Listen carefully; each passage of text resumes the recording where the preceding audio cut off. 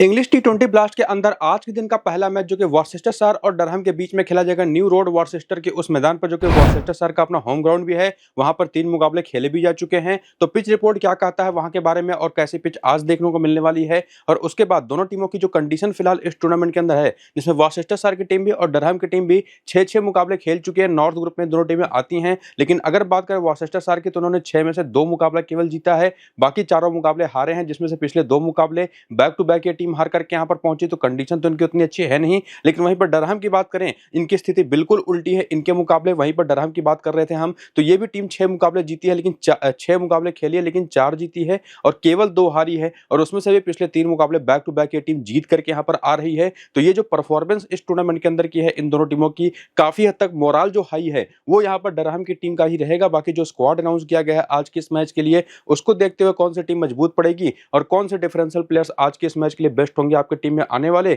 और कौन से ऐसे टॉप के प्लेयर्स हैं जिनको ड्रॉप करना है, वो सारे प्रेडिक्शंस इस वीडियो के अंदर आपको देखने को मिलेगी। बाकी ये मैच 18 जून को सुबह रात को 10 बजे से भारत के समय के हिसाब से स्टार्ट होगा, लेकिन वहां की लोकल टाइम के हिसाब से शाम को 5:30 बजे, यानी कि 4.5 घंटे का डिफरेंस होता है भारत और इंग्लैंड के टाइम के हिसाब से। तो भारत की टाइमिंग 4.5 घंटे आगे की होती है, तो वहां पर शाम को 5:30 बजे मैच स्टार्ट होगा। एक डे नाइट टेस्ट अगर हम बात करें T20 मैच के रूप में, और जैसा मैंने आपको बताया कि 3 मैचेस यहां पर ऑलरेडी खेले जा चुके हैं, जहां पर पहले वाले मैच में वॉर्सेस्टर ने 201 का स्कोर खड़ा किया था 5 विकेट के नुकसान पर। पावर प्ले में इनके 58 के स्कोर पर 2 विकेटें गिरी थी। उसके जवाब में यॉर्कशायर की टीम केवल 135 रन ही बना पाई 8 विकेट के नुकसान पर, उसमें से 7 विकेटें पेसर्स लेकर के गए। पावर प्ले में ही इनके 46 के स्कोर पर 5 विकेटें गिर गई। वहीं पर दूसरे वाले मैच में नॉर्थहैम्पटन ने 190 का स्कोर खड़ा किया 5 विकेट के नुकसान पर, और यहां पर भी ये स्कोर चेज करना आसान हुआ नहीं। और जैसे पहले मैच में ऑलमोस्ट टीम ऑल आउट हो गई थी पहली सेकंड इनिंग में बैटिंग करने वाली टीम, और सेकंड मैच के अंदर तो वो हुआ भी, और यहां पर भी लगातार दूसरा ऐसा मैच रहा जहां सेकंड इनिंग का जो पावर प्ले रहा पहले 6 ओवर का, वहां पर 43 के स्कोर पर 3 विकेटें गिरी। इसका रीजन क्या था ये भी आपको बताऊंगा। और उसके बाद यहां पर एक और डे नाइट मैच खेला गया जहां पर 143 का स्कोर खड़ा किया गया। ऑल आउट हो गई यहां पर वॉर्सेस्टरशायर की टीम, जहां पर पावर प्ले में ही 46 के स्कोर पर 4 विकेटें गिर गई, और लंकाशायर की टीम ने उसके जवाब में 146 रन बना करके 3 विकेट के नुकसान पर, जहां पर पावर प्ले की परफॉर्मेंस भी काफी बेहतर रही, मैच को यहां पर 7 विकेट से जीता। लेकिन इन तीनों मैचेस में अंतर क्या रहा, आज का जो मैच है वो डे नाइट मैच होगा, ठीक इस तरीके का मैच, लेकिन ये दोनों मैचेस थे दिन के। वेदर वहां पर काफी बड़ा रोल प्ले करता है इंग्लैंड के अंदर। अगर हम देखें, क्योंकि जहां पर ये मैदान है वहां पर वेदर काफी तेजी से चेंज होता है, तो फिलहाल अभी वेदर का अपडेट लेना वो जरूरी होगा, वो होगा टॉस के बाद, वो आपको मैं टेलीग्राम और व्हाट्सएप चैनल पर बताऊंगा। लेकिन जो यहां पर आप देख पा रहे होंगे ना, सेकंड इनिंग के पावर प्ले में एक बार 5 विकेट गिरी है, एक बार 3 विकेट गिरी है। ये सब कुछ डिपेंड करता है कि किस टीम के पास बॉलिंग और खास करके स्विंग बॉलिंग कितनी बेहतर है। सेकंड इनिंग में आगे बढ़ते बढ़ते ये मैच जो है ना, वही पिच जो होती है थोड़ी सी यूज्ड टू होती चली जाती है, तो रन बनाने थोड़े मुश्किल तो होते हैं। लेकिन अगर कोई ऐसी बॉलिंग लाइनअप किसी टीम के पास है जहां पर उनके पास पावर प्ले के अच्छे स्विंग बॉलर मौजूद हों और डेथ ओवर के लिए अच्छे स्लोअर वंस करने वाले बॉलर मौजूद हों, तो वो निश्चित तौर पर इसी तरीके की परफॉर्मेंस देंगे, जहां पर चाहे पहले बैटिंग हो और चाहे सेकंड बैटिंग हो किसी टीम का, उसको दिक्कत होगी उस बढ़िया बॉलिंग अटैक वाले सामने टीम के खिलाफ। तो ओवरऑल काफी न्यूट्रल टाइप की पिचेस यहां पर आपको देखने को मिलेंगी। ऐसा नहीं कुछ है ये कोई एक्सेप्शनल पिच से यहां पर मदद मिल रही हो किसी टीम को, बल्कि वही है कि जो टीम बेहतर परफॉर्मेंस देगी एज ए बॉलिंग यूनिट या एज ए बैटिंग यूनिट, उसी को यहां पर काफी हद तक फेवर भी मिलेगा। तो ये देखना काफी जरूरी होगा आगे चल करके कि किस टीम की क्या स्ट्रेंथ है वीकनेस है, जो कि हम आगे देखेंगे। बाकी आप देख ही पा रहे होंगे कि इन 3 में से 2 बार पहले बैटिंग करने वाली टीमें मैचेस जीती हैं। केवल 6 विकेट स्पिन को मिला है, तो स्पिनर का कुछ खास रोल है नहीं, लेकिन ये भी देखना जरूरी है कि किस टीम के बैटर स्पिन के खिलाफ खराब खेलते हैं। तो भले यहां पर आंकड़े स्पिन के अच्छे हैं नहीं पिछले 3 मैच में, स्पिनर यहां पर गेम में आ जाएंगे। बाकी 32 विकेटें पेस को मिली है, 14 पहली इनिंग में, 18 सेकंड इनिंग में, और यही काफी हद तक क्लियर कर देता है कि क्यों 3 में से 2 मैचेस पहले बैटिंग करने वाली टीम जीती है। बाकी ये भी देखना जरूरी होगा कि जिस पिच पर आज का मैच होगा उस पर कितने मैचेस हो चुके हैं इन तीनों में से, या कोई फ्रेश पिच है, उसका अपडेट आपको मैं कोशिश करूंगा टेलीग्राम और अपडेट व्हाट्सएप चैनल पर देने की, और फाइनल टीम भी उसी की बेसिस पर जो मरेगी स्मॉल लीग की, वो भी टेलीग्राम और व्हाट्सएप चैनल पर आपको मैं बताऊंगा। तो जो लिंक है टेलीग्राम और व्हाट्सएप चैनल का, उसको जाकर के ज्वाइन करना है दोनों को। तो उसका जो लिंक है ज्वाइन करने वाला, वो इसी वीडियो के डिस्क्रिप्शन में और कमेंट बॉक्स में जो पिन किया हुआ कमेंट है, दोनों जगहों पर आपको देखने को मिल जाएगा। तो जल्दी से जाकर के ज्वाइन हो जाइए लिंक्स को क्लिक करके। और फिलहाल आइए देखिए जो स्क्वाड अनाउंस किया गया आज के इस मैच के लिए। फिलहाल सबसे पहले हम बात करें यहाँ पर वॉर्सेस्टर्स की उस टीम का जिसने 6 में से केवल 2 मुकाबले जीते हैं। पिछले 2 मुकाबले लगातार ये टीम हार करके यहाँ पर पहुंची है, जहां पर एड पोलाक और प्रोबेबली जैक लिबी आपको ओपन करते दिखाई पड़ेंगे। हालांकि गैरेट रोड्रिग्स, जिनसे पिछले वाले मैच में नंबर 3 पर बैटिंग कराया गया, उसके बाद एडम होचे हैं, ईथन ब्रूक्स हैं, मैथ्यू वेट हैं, बेन डॉर्सुइस है, टॉम हिनली है, टॉम टेलर है, फतेह सिंह और जेकब डफी। ये तो प्लेइंग 11 और बैटिंग ऑर्डर रहा था पिछले मैच का। लेकिन जो स्क्वाड में चेंजेस हुए हैं, जहां पर इजाक मोहम्मद आए हैं स्क्वाड के अंदर लेफ्ट हैंडेड इंडिपेंडेंट बैटर के तौर पर कासिफ अली, जो एक मैच के लिए बाहर गए थे स्क्वाड से चोटिल होने की वजह से। उसके पहले कासिफ अली नंबर 3 पर बैटिंग कर रहे थे और गैरेथ रोड्रिक नीचे आ रहे थे, तो पूरी उम्मीद है कि कासिफ अली जो कि ऑलरेडी बड़े अच्छे फॉर्म में थे, ये वापस प्लेइंग 11 में आएंगे और नंबर 3 पर बैटिंग करेंगे। तो ये चीज आपने समझ लिया। बाकी बैटिंग ऑर्डर को समझने के बाद बॉलर जो इनके हैं उसमें पिछले 2 मैचेस में जो बॉलिंग इन लोगों ने करी है, जैसे फॉर एग्जांपल जेकब डफी की ही बात कर लेते हैं। पिछले मैच में 3 ओवर, उसके पहले वाले मैच में 4 ओवर, टॉम टेलर के पिछले मैच में 2 ओवर, उसके पहले वाले मैच में 4 ओवर, और जो ओवर्स किए हैं वो कौन-कौन से ओवर उस पर्टिकुलर इनिंग के अंदर किया है, टोटल कितना ओवर किया है और कहां पर सफलता मिली, वहां पर स्टार का इंडिकेशन भी आपको देखने को मिलेगा। तो बॉलर्स की इंपॉर्टेंस जिससे हमको पता चलता है कि मैथ्यू वेट एक काफी अच्छे और अगर बात करें तो भरोसेमंद बॉलर हैं, जो कि लगभग हर मैच में 3-3 ओवर के आसपास की बॉलिंग कर रहे हैं। वहीं पर बेन डॉर्सुइस, जेकब डफी भी ये 3 मेन बॉलर के तौर पर खेलेंगे। टॉम हेनली ने भी पिछले मैच में 4 ओवर कर दिया था। तो ओवरऑल ये 6 बॉलिंग ऑप्शन हैं, जिसमें सबसे कम बॉलिंग पिछले मैच पर टॉम टेलर, जो कि एक right arm medium fast bowler हैं, उन्होंने किया था। हालांकि ये चीज डिपेंड उस पर भी करेगा कि कितनी बेहतर बॉलिंग शुरू में ये लोग कर देंगे। उसके हिसाब से अगर टॉम टेलर ने बढ़िया बॉलिंग कर दी तो ओवर्स जो कटेंगे ना, या तो टॉम हेनली के या तो फतेह सिंह के कटेंगे, क्योंकि स्पिनर्स को ज्यादा यूज यहाँ पर शायद ना किया जाए, स्पेसिफिकली इन बॉलिंग फर्स्ट। ये चीज आपने देख लिया। बाकी करियर के आंकड़े देख लिए टी20 के अंदर फॉर्मेट में। अगर आप देखें तो पूरा का जो स्क्वाड है वॉर्सेस्टर का, उनका क्या एक्सपीरियंस रहा है। जैसे फॉर एग्जांपल, जैसे अब कुछ ऐसे प्लेयर है जैसे एड पोलाक, ज्यादा इनके बारे में इंफॉर्मेशन होती नहीं। जेक लिबी, गैरेथ रोड्रिक हो गए, एडम होजे को तो फिर भी काफी लोग जानते होंगे, ईथन ब्रूक्स हो गए, मैथ्यू वेट हो गए। और ये जो दोनों प्लेयर है ना, ईथन ब्रूक्स और मैथ्यू वेट, इन दोनों के बीच में बिल्कुल कंफ्यूजन किसी को नहीं है किसको पिक करना है इसको लेकर के, लेकिन वो कंफ्यूजन बनाऊंगा मैं यहाँ पर और उसको बना करके सॉल्व करके दूंगा। क्यों इसमें से अगर हम बात करें तो ईथन ब्रूक्स एक ऐसे प्लेयर जिनको लगभग 80 से 90% लोगों ने टीम में रखा है, लेकिन उनकी जहां पर आपको लेकर के जाना है 10% लोगों की टीम में होने वाले मैथ्यू वेट को, उसको आपको मैं आगे समझाऊंगा भी। बाकी आगे पीछे आपने प्लेइंग 11 के टाइम पर यह भी देखा कि कौन सा बॉलर कितने ओवर कर रहा है, वहां से भी चीजें समझ में आती हैं। तो ये जो प्लेयर्स हैं, जो कि इन्फॉर्मेशन इनके बारे में उतनी होती नहीं किसी के पास, तो ये इन्फॉर्मेशन आपके सामने मैंने रख दी है। जो कि एड पोलाक के 89 मैच में 1439 रन है, 19 का बैटिंग एवरेज है, जो कि दोनों इनिंग में सिमिलर ही होता है। और वहीं पर जेक लिबी के भी बैटिंग एवरेज जो 29 का है, वो दोनों इनिंग में सिमिलर है। और ठीक उसी तरह से किसी बॉलर की बात करें, जैसे जेकब डफी को तो सभी जानते हैं, उनके बारे में ज्यादा बात करने की जरूरत है नहीं। इसके बाद यहाँ पर बेन डॉर्सुइस को भी सभी लोग जानते हैं, लेकिन जिसको नहीं जानते हैं उसके बारे में उसके मैचेस की संख्या, विकेटों की संख्या, पहली इनिंग में कितनी गेंदें लगाते हैं, सेकंड इनिंग में कितनी गेंदें लगाते हैं ऑन एन एवरेज पूरे करियर के दौरान एक विकेट निकालने के लिए, वो आप देख सकते हैं स्ट्राइक रेट। और साथ ही साथ यहाँ पर देखेंगे ना, कासिफ अली की बात जो मैं कर रहा था कि नंबर 3 पर खेलेंगे अगर आते हैं प्लेइंग 11 के अंदर, जो कि प्रोबेबली पूरी तरह से तय भी है 99%।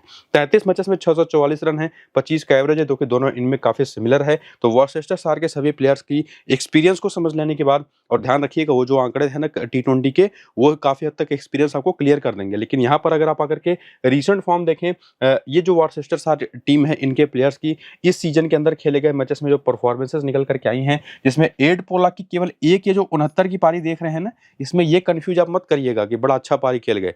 एक्चुअली क्या होता है, ये जो टी20 ब्लास्ट चल रहा है इसके साइमल्टेनियसली एक तो ये मेन टीमें हैं जो खेल रही होती हैं टी20 ब्लास्ट के अंदर, एक और सेकंड 11 भी खेल रही होती हैं अपने आपस की टूर्नामेंट्स। तो ये जो रेड कलर के नंबर्स आपको दिए हुए दिखाई पड़ेंगे, वो सेकंड 11 के लिए की गई परफॉर्मेंसेज हैं। लेकिन जो मेन टीम के लिए प्लेयर्स खेले हैं उसमें एड पोलाक को देखेंगे तो बिल्कुल भी परफॉर्मेंस निकल करके नहीं आई है। और वहीं पर बात करें, जेक लिबी 2 मैचेस मेन टीम के लिए खेल चुके हैं, फ्लॉप साबित हुए, हालांकि उसके पहले सेकंड 11 के लिए बढ़िया परफॉर्मेंस देते रहे हैं। इसके साथ साथ यहाँ पर गैरेथ रोड्रिक ये काफी बेहतर फॉर्म में दिखाई पड़े, खास करके पिछले 3 मैचेस से। तो ये एक अच्छे ऑप्शन तो हैं, लेकिन इनका बैटिंग ऑर्डर भी देखना काफी जरूरी होगा कि अगर कासिफ अली आते हैं प्लेइंग 11 में तो ये नंबर 3 पर पॉसिबली खेलेंगे, तो इनका बैटिंग ऑर्डर कहां पर जाकर के गिरेगा, ये देखना काफी जरूरी है। बाकी यहाँ पर कासिफ अली के बारे में क्लियर कर चुका हूँ, काफी अच्छे फॉर्म में थे ये चोटिल होकर के स्क्वाड से बाहर जाने के पहले। फिलहाल अब आ चुके हैं वापस, तो दोनों में से किसी एक को टीम में रखना पड़ेगा जो भी प्लेइंग 11 में खेलेगा। और अगर दोनों खेलते हैं तो कासिफ अली बेस्ट ऑप्शन होंगे।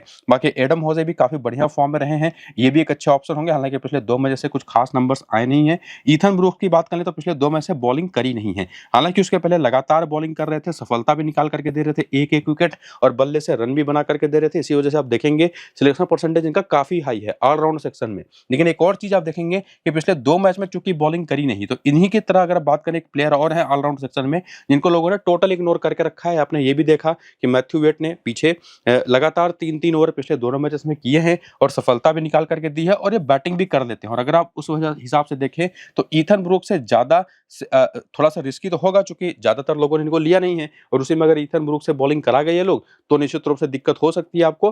तो ईथन ब्रूक्स को अगर आपको टीम में रखना है तो बिल्कुल रखिए, लेकिन उसी में मैथ्यू वेट आपकी टीम में 100% होने चाहिए, जबकि लोगों ने इनको बिल्कुल इग्नोर ही किया है। या मेरे हिसाब से ईथन ब्रूक्स की जहां पर आप मैथ्यू वेट को ही सीधा अपने टीम में रख सकते हैं, या आप पर डिसीजन लेना होगा कि अगर आप सेफ खेलना चाहते हैं तो दोनों के साथ जाइए, थोड़ा सा अगर आप रिस्क ले सकते हैं तो मैथ्यू वेट, हालांकि वो रिस्क मेरे हिसाब से वर्थ इट है और वो आपको जिताएगा भी। बाकी बेन डॉर्सो को लेकर के तो कोई डाउट आपको रखना है नहीं, और इवन जेकब डफी को भी लेकर के, दोनों बड़े प्लेयर्स हैं, इनको लेकर के कोई डाउट आपको रखना वैसे भी नहीं, जानते भी हैं। बाकी टॉम हेनली हो गए, टॉम टेलर हो गए, इनकी परफॉर्मेंसेस भी काफी ठीक ठाक रही है। अब डिपेंड करेगा किस इनिंग की बॉलिंग, अगर सेकंड इनिंग की बॉलिंग हो तो टॉम हेनली बढ़िया ऑप्शन है, टॉम टेलर अगर पहली इनिंग की बॉलिंग हो तो बढ़िया ऑप्शन ये भी हो सकते हैं, फतेह सिंह भी ठीक उसी तरीके का ऑप्शन है जो कि बहुत बढ़िया परफॉर्मेंस मेन टीम के लिए तो नहीं कर पाए लेकिन सेकंड 11 के लिए बढ़िया बॉलिंग करते रहे हैं। और बाकी बेंच के जो प्लेयर्स हैं इसमें कोई उतना इंपॉर्टेंट है नहीं, लेकिन निश्चित रूप से जैसा मैंने आपको बताया कि कासिफ अली अगर प्लेइंग 11 के अंदर आएंगे, जो कि पॉसिबली आएंगे, पॉसिबली क्या आएंगे ही आएंगे, और वो नंबर 3 पर खेलेंगे तो वो सीधे आपकी टीम में आ जाएंगे। तो ये समझ लेने के बाद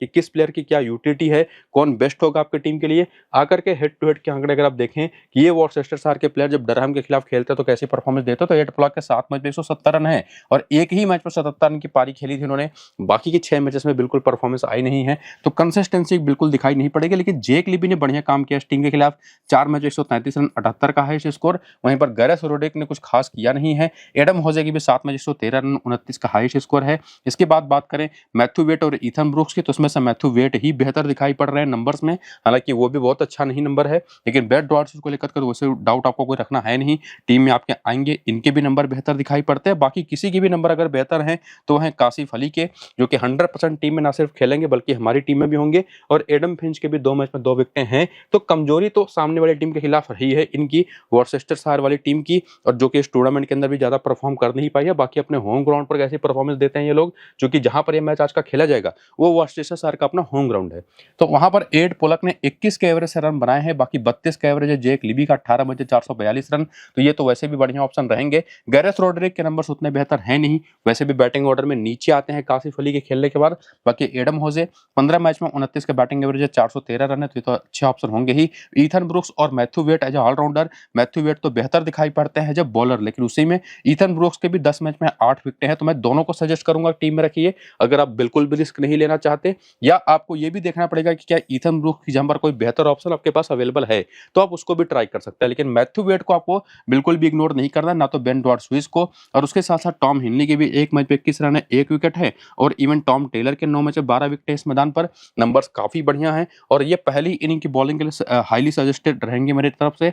जेकब डफी के भी 3 मैच में 4 विकेट हैं, बाकी कासिफ अली के भी नंबर्स भी काफी बेहतर हैं। तो ये कुछ ऐसे प्लेयर्स हैं जो कि ऑप्शनल तरीके पर आपकी टीम में 100% आ सकते हैं, और ये पूरे आंकड़े देखने के बाद कम से कम एक बात तो क्लियर है कि 3, 4 और 5 प्लेयर तो ऐसे हैं जो कि 100% आपके टीम में आएंगे, जिसमें उनको कासिफ अली की अवेलेबिलिटी को देखना पड़ेगा, और बाकी प्लेयर में ईथन ब्रूक्स और मैथ्यू वेट को लेकर के आपको डिसीजन लेना पड़ेगा कि किसके साथ आप जाना चाहेंगे। वो डिसीजन लेना कैसे है वो चीज आपको मैं समझा चुका हूं। इसके बाद प्लेयर बैटल के आंकड़े देखें तो एड पोलक एक ऐसे नाम है जो कि सामने की टीम में जो 3 बॉलर है, कॉलिन एकरमैन, कैलम पार्किंसन और जैकरी फुक्स, उनकी गेंदों पर सस्ते में आउट हो चुके हैं। हालांकि कॉलिन एकरमैन फिलहाल अभी बॉलिंग कर नहीं रहे, बाकी जेक लिबी बेन रैन की गेंद पर एक बार आउट हो चुके हैं, 19 गेंद पर 28 रन बना करके। एडम होजे नेथन साउटर पर 2 बार और कैलम पार्किंसन पर 1 बार आउट हुए हैं, लेकिन कैलम पार्किंसन को बेहतर खेला है। गैरेथ रोड्रिग्स की बात करें तो बेन रैन पर तो 1 बार आउट हुए हैं, 3 गेंद पर 6 रन बना करके।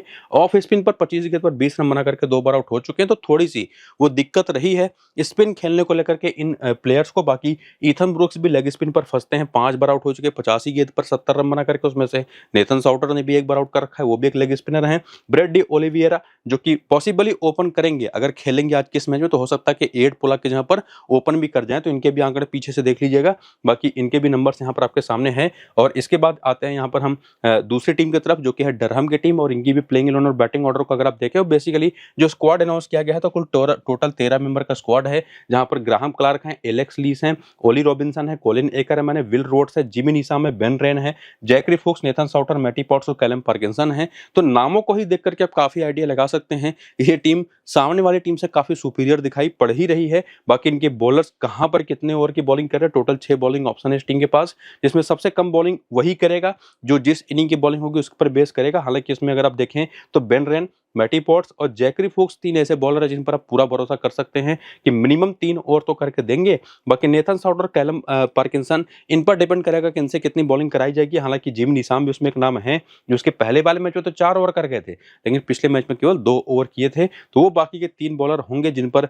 निश्चित तौर पर टीमें अपना डिसीजन करेंगी। बाकी करियर के आंकड़े भी आप चाहे तो देख सकते हैं, और इसके बारे में आपको मैंने पीछे बातें एक्सप्लेन करी थी कि जिस प्लेयर के बारे में आपको ज्यादा इन्फॉर्मेशन है नहीं, उसके आंकड़े आप जरूर देख करके रखिए, जिससे आपको कम से कम पता हो कि क्या आप उसको टीमों में पिक कर सकते हैं या नहीं, खास करके ग्रैंड लीग की टीम में। बाकी रिसेंट फॉर्म देखने आए तो आपने ये तो देखा ही कि 6 में से 4 मैचेस ये टीम जीत चुकी है, पिछले 3 मैचेस बैक टू बैक जीत करके आ रही है। तो डेफिनेट तौर पर अच्छी परफॉर्मेंस ओवरऑल टीम की है।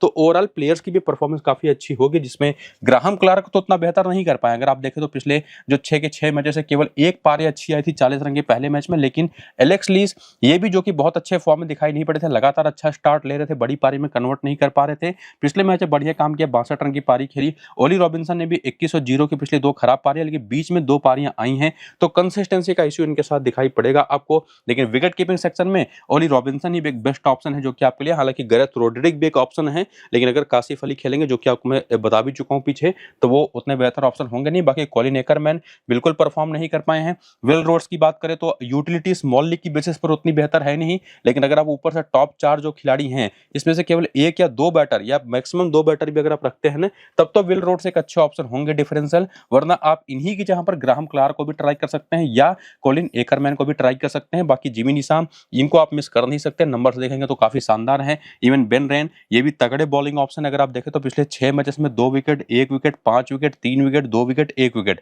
हर मैच में विकेटें ली हैं। बल्ले से मौका मिलने पर रन भी बना करके दिया। सिमिलर चीज जिमी निशाम को भी लेकर के कर सकते हैं। जैकरी फोक्स की बात करें तो पिछले 3 मैच में तो 2 ही विकेट है, लेकिन ओवरऑल 6 मैच में अगर आप देखें तो 6 विकेटें ले चुके हैं। बाकी नेथन साउटर ये काफी बढ़िया बॉलिंग करते दिखाई पड़े हैं। 2 बार 2-2 विकेट हैं, 3 बार 1-1 विकेट है, 1 बार विकेट लेस गए हैं। ये भी इस टूर्नामेंट के अंदर काफी अहम भूमिका निभाते रहे। बाकी मैटी पॉट्स जो कि इंग्लैंड के लिए खेल करके आए थे, 5 विकेट लेकर के गए पिछले वाले मैच में। बाकी कैलम पार्किंसन ने भी लगातार बढ़िया बॉलिंग की है, पिछले 3 मैचेस में तो 2-2 विकेटें हैं। और बाकी केसी एल्ड्रिज हैं, एमिलियो गे हैं, जो पॉसिबली बेंच पर बैठेंगे। तो अगर आप पूरा रिसेंट फॉर्म देख पा रहे होंगे तो यहाँ से तो 7-8 प्लेयर हैं जो एक बढ़िया ऑप्शन के रूप में आपकी टीम के पास अवेलेबल हैं, जिनको अपनी फैंटेसी की टीमों में आप लेके जा सकते हैं। लेकिन सभी को तो लेके जाएंगे नहीं। उसमें से अगर आप हेड टू हेड के आंकड़े देख करके भी डिसीजन लें तो यहाँ पर ग्राहम क्लार्क बहुत अच्छे ऑप्शन दिखाई पड़ते हैं। वर्सेस्टर सार के इनके नंबर्स काफी बेहतर है, 10 मैच 315 रन, 35 का एवरेज। और उसमें एलेक्स लीस की भी 7 मैच 164 रन है, 27 का एवरेज है। पिछले मैच की भी एक शानदार पारी है, तो वो भी एक कॉन्फिडेंस होगा। ओली रॉबिन्सन के 3 मैच में 89 रन, 41 का हाईएस्ट स्कोर है। और जो सिलेक्शन परसेंटेज इनका है या नहीं है वो तो अलग बात है, लेकिन विकेट कीपिंग सेक्शन में बेस्ट ऑप्शन है, उसकी वजह से भी हमारे टीम में होंगे। कॉलिन एकरमैन के आंकड़े यहाँ पर भी बेहतर है नहीं, फॉर्म भी अच्छा नहीं है। और ऊपर से तीनों प्लेयर अगर आप ले भी जा रहे हैं तो उतने बेहतर ऑप्शन आपके लिए होंगे भी नहीं। लेकिन अगर पहली इनिंग की बैटिंग है तो वहां पर आप विल रोड्स को जरूर ट्राई करिएगा, जो कि कभी कभार ओकेजनली बॉलिंग कर जाते हैं। हालांकि स्टिंग के खिलाफ इनके 7 में जो 7 विकेटें हैं, मतलब बॉलिंग स्टिंग के खिलाफ करते रहे हैं। इनके फिलहाल इस सीजन में बॉलिंग थोड़ी सी कम करी है, लेकिन बेन रेन और जिमी निशाम को लेकर के कोई डाउट आपको रखना है नहीं। नंबर्स तो अच्छे हैं, बेकार भी होते तो भी आपको टीम में रखना है। बाकी बॉलिंग की बात करें तो उसमें मैटी पॉट्स और जैकरी फोक्स 2 शानदार ऑप्शन हैं, लेकिन अगर सेकेंड इनिंग की बॉलिंग है तो कैलम पार्किंसन भी एक अच्छे नाम है, जहां पर आप नेथन साउटर को भी ट्राई कर सकते हैं। लेकिन वही डिपेंड करेगा कि कितने बाकी प्लेयर्स आप लेकर के जा पा रहे हैं, जिसमें ये ऊपर के 3 बैटर हो गए, नीचे के 4 बॉलर हो गए, तो 7 प्लेयर तो ऐसे ही हो गए। लेकिन उसी में एक डिफरेंशियल विल रोड्स में होंगे, नेथन साउटर, कैलम पार्किंसन में से मेरे हिसाब से तो कैलम पार्किंसन ज्यादा बेटर पिक है, लेकिन नेथन साउटर भी ट्राई किए जा सकते हैं। लेकिन कब? केवल सेकेंड इनिंग की बॉलिंग में। उसमें रिस्क तो होगा कि किसको लेकर के जाएं, उसलिए थोड़ा सा और समझने के लिए अगर आप आकर के वेन्यू के नंबर्स देखें, यहां से कुछ डिसीजन लेने की कोशिश करें, तो इस मैदान पर भी ग्राहम क्लार्क ने बढ़िया किया है। इवन एलेक्स लीस ने भी अच्छा किया है। ओली रॉबिन्सन तो यहाँ पर खेले नहीं है, लेकिन कॉलिन एकरमैन के भी आंकड़े बहुत ही साधारण हैं। विल रोड्स भी कुछ खास कमाल अगर देखें, बल्ले से तो नहीं, लेकिन बॉलिंग से 3 मैच में 4 विकेट है। लेकिन वही एक प्रॉब्लम है कि बॉलिंग इनसे कराई नहीं जा रही, क्योंकि इनकी टीम के पास ऑलरेडी बहुत सारे शानदार ऑप्शन है, जिसमें जिमी निशाम है, जिसमें बेन रेन है, जो कि इस मैदान पर तो बहुत एवरेज परफॉर्मेंस करके दे पाए हैं। मैटी पॉट्स के भी 2 मैच में 2 विकेटें हैं। तो ये 3 बॉलर तो काफी हद तक पक्के तौर पर हमारी टीम में आएंगे इन दोनों बैटर्स के साथ, जिसमें ओली रॉबिन्सन को आप मिस कर नहीं सकते, जो कि best option, best possible option है ही है विकेट कीपिंग सेक्शन में। तो ये 6 ऑप्शन तो बेस्ट होंगे। और उसी में अगर आप 7वां प्लेयर इसी टीम की तरफ से रखना चाहते हैं तो कैलम पार्किंसन को भी रख करके जाइएगा, जो कि और ध्यान रखिएगा कब? सेकेंड इनिंग की बॉलिंग में। ये चीज आपको मैं बार बार लगातार कर रहा हूं। बाकी नेथन साउटर ने यहाँ पर मैचेस खेले ही नहीं है, तो अगर आप चाहें तो इनको भी सेकेंड इनिंग की बॉलिंग में जैकरी फोक्स की जहां पर ट्राई कर सकते हैं। लेकिन डिपेंड सब कुछ आप पर ही करेगा कि किसको आप लेकर के जाए। बाकी प्लेयर बैटल आपने पीछे देखा था तो वहां से वीकनेस आपने देखी है कि किस टाइप ऑफ बॉलिंग के खिलाफ, जो कि नेथन साउटर लेग स्पिनर हैं और Callum Parkinson left arm Orthodox bowler हैं। और उसके बाद आकर के ये जो टीम है डरहम की, उनके भी बैटर्स की वीकनेस देखें तो जो ग्राहम क्लार्क हैं ये एडम फिंच पर 2 बार आउट हो चुके हैं, हालांकि वो शायद ही प्लेइंग इलेवन में खेलें, लेकिन बेन डॉर्स की 5 गेंद पर बिना कोई रन बनाए एक बार आउट हो चुके हैं। एलेक्स लीस को टॉम टेलर ने एक बार आउट किया है लेकिन रन दे करके। ओली रॉबिन्सन, ईथन ब्रुक्स पर एक बार, 7 बार लेफ्ट आर्म ऑर्थोडॉक्स बॉलिंग पर, तो ऐसा कोई बॉलर सामने की टीम में है तो ध्यान दीजिएगा। कॉलिन एकरमैन का कोई बैटल आपको मिलेगा नहीं। इसके बाद जो बाकी प्लेयर्स है, चाहे विल रोड्स हो चाहे वो जिमी निसाम हो, हालांकि बैटिंग काफी नीचे करता है कंपैरेटिवली, लेकिन मैथ्यू वेड का नाम आपको बार बार दिखाई पड़ेगा यहाँ पर, तो उतना वैल्यू तो नहीं करता लेकिन निश्चित तौर पर एक अच्छा ऑप्शन होंगे। और ये समझने के बाद पूरे इस वीडियो को देखते हुए कि डरहम की टीम निश्चित तौर पर हर मामले में बेहतर दिखाई पड़ रही है आज के इस मैच में। बाकी वॉर्सेस्टर की टीम तो अगर आपको फेवर करना है ना तो ग्रैंड लीग की टीमों में फेवर करेगा, स्मॉल लीग के लिए डरहम ही बेस्ट ऑप्शन है। और इसी वजह से चाहे कप्तान चाहे वाइस कप्तान के ऑप्शन हो, स्मॉल लीग की टीम में आप जाकर के देखेंगे तो सबसे कॉमन ऑप्शन यही दोनों रहेंगे सभी की टीम में, जिसमें एलेक्स लीस को, बेन डॉर्सुइस को भी और एडम होजे को भी आप ट्राई कर सकते हैं, खास करके बेन डॉर्सुइस को भी एज ए ऑप्शन कप्तान है वाइस कप्तान के तौर पर। बाकी टीम आज के इस मैच की क्या बनेगी स्मॉल लीग की, उस पर अभी के लिए क्वेश्चन मार्क लगा रहेगा। जो फाइनल टीम बनेगी वो आपको मैं टेलीग्राम और व्हाट्सएप चैनल पर प्रोवाइड करवाऊंगा पिच रिपोर्ट के साथ, तो उसके लिए जो लिंक है डिस्क्रिप्शन और पिन कमेंट में दिया हुआ टेलीग्राम और व्हाट्सएप चैनल का लिंक, उसको जाकर के क्लिक करके टेलीग्राम और व्हाट्सएप को जरूर ज्वाइन कर लीजिए। बाकी वीडियो वो शुरू से अंत तक पूरा देख लीजिए, सारे आपके क्वेश्चन वैसे भी आंसर हो जाएंगे और ग्रैंड लीग की टीम आप आसानी से बना पाएंगे। स्मॉल लीग की टीम के लिए टेलीग्राम और व्हाट्सएप को आपको डिस्क्रिप्शन और पिन कमेंट में दिए गए लिंक से तो ज्वाइन करना ही है। तो फिलहाल इस वीडियो को यहाँ पर करेंगे खत्म, चलते हैं, नमस्कार।